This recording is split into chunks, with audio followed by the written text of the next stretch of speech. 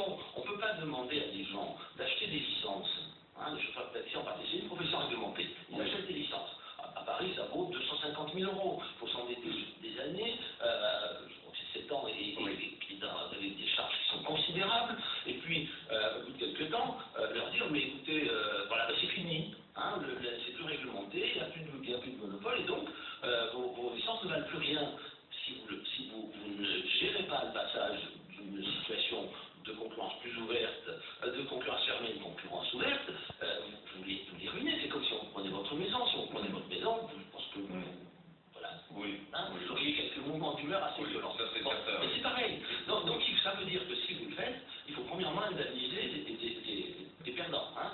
C'est une profession réglementée. C'est pareil, si demain vous supprimez toutes les réglementations de la profession de notaire et que vous laissez libre l'achat des offices notariaux, il faudra indemniser les notaires parce qu'ils se sont endettés pour emprunter, pour pouvoir acheter leur charge.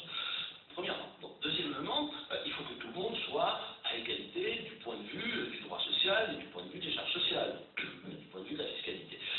Et c'est absolument indispensable parce que si demain vous avez la moitié de l'économie qui est ubérisée selon la formule d'aujourd'hui, et que l'autre moitié n'est pas, l'autre moitié va donc payer l'État-providence, la sécurité sociale, la